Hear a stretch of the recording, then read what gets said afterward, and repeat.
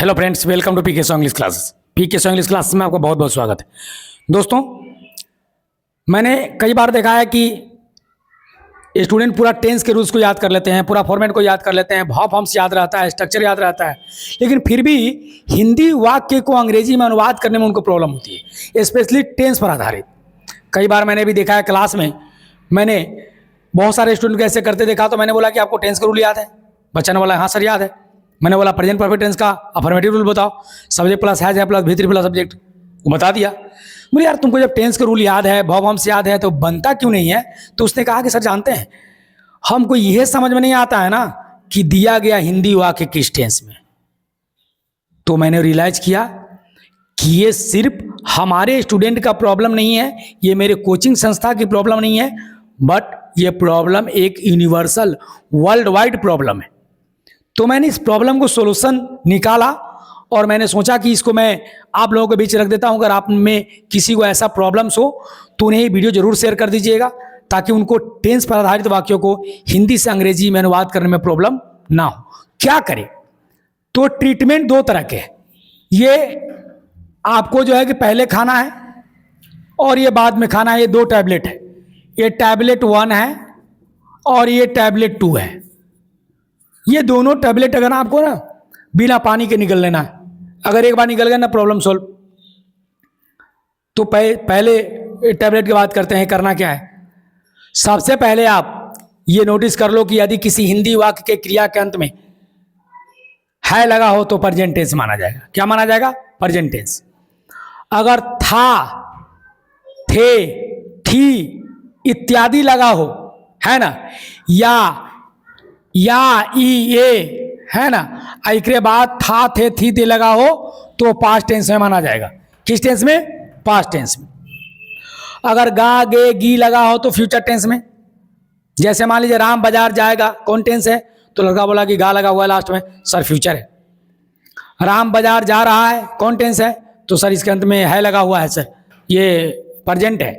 राम बाजार जा रहा था, कौन टेंस है? तो सर था लगा हुआ है, पास्ट टेंस है। चलो पास्ट प्रॉब्लम सोल्व। तो प्रॉब्लम सोल्व तो नहीं सर, प्रॉब्लम एक और है। मतलब क्या है भाई? तो सर प्रॉब्लम यह है ना कि अब तो ठीक है कि हमको टेंस समझ में आ गया, लेकिन हर टेंस का 4 को फॉर्मेट होता है sir. Simple present, simple past, simple future, present continuous, past continuous, है ना, फ्यूचर कंटिन्यूअस। तो सर सबका 4 है। तो फिर हमको कैसे पता लगेगा कि किसके रूल पर इसको बनाना है? ये प्रेजेंट कंटिन्यूअस पर है कि पास्ट कंटिन्यूअस पर है कि फ्यूचर कंटिन्यूअस पर है?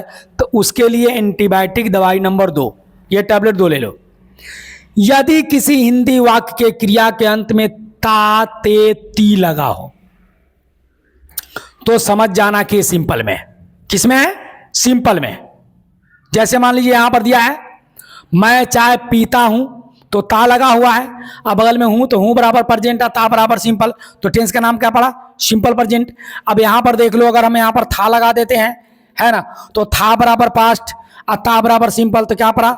Simple past tense. ठीक।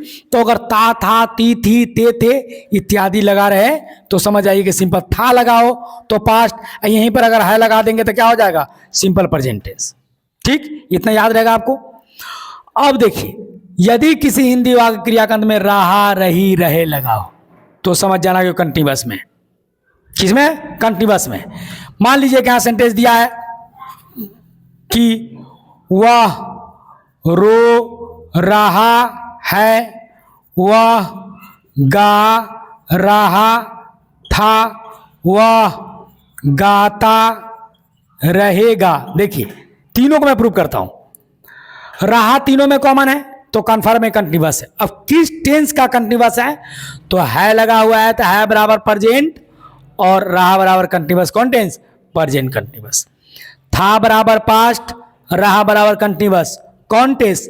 Past continuous tense. Subject plus was plus be 4 plus subject number बनेगा। सब्जेक्ट प्लस ईजेएमआर प्लस भी 4 के सब्जेक्ट नंबर बनेगा।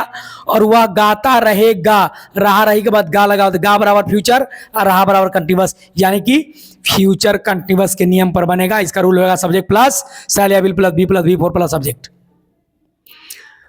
अब आया कि सर चूका, चूकी, चूके, बगल में सर या ई ले गए तो मैं बता देता हूं पहले, ये पहले बात ध्यान लो।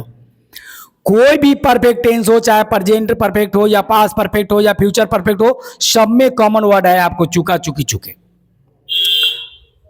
राम खा चुका, यहां देख लो, राम खा चुका है, तो है बराबर प्रेजेंट, चुका बराबर परफेक्ट, तो टेंस के नाम क्या पड़ा? Present perfect. कैसे बनाएंगे? सब्जेक्ट प्लस हैज है प्लस V3 प्लस सब्जेक्ट के नियम पर। अब यहां पर है मैंने लगा दिया, चुका भी है, अब यहां लगा दिया मैंने था, तो था बराबर पास्ट और चुका बराबर परफेक्ट। टेंस का नाम क्या पड़ा? Past perfect. Subject plus had plus V3 plus subject. अब मैंने यहां पर लगा दिया, हटा दिया इसको था को, अब लगा दिया चुकेगा, तो गा बराबर फ्यूचर और चुका बराबर परफेक्ट। टेंस का नाम क्या पड़ा? Future perfect tense. Subject plus has shall plus है प्लस V3 प्लस सब्जेक्ट। तो रूल्स याद कर लो और इस नियम को अपना लो, आपको टेंस में कोई प्रॉब्लम्स नहीं होगा। अब यहां पर सर रहा, रही, रहे के साथ अगर समय लगा हो तो परफेक्ट कंटिन्यूअस माना जाएगा। क्या माना जाएगा? Perfect continuous. जैसे यहां देख लो, रहेगा कि सोहन 2 दिन से बाजार जा रहा है, तो है बराबर प्रेजेंट हो गया और रहा बराबर क्या हो गया? कंटिन्यूअस। और 2 दिन जो आ गया वो परफेक्ट कर दिया। कितने दिन से जा रहा है? तो 2 दिन से। तो समय बराबर परफेक्ट, रहा बराबर कंटिन्यूअस, है बराबर प्रेजेंट, यानी टेंस के नाम पर प्रेजेंट परफेक्ट कंटिन्यूअस। रूल सबको पता होगा, सब्जेक्ट प्लस हैज है plus been plus V4 plus subject since for time full stop.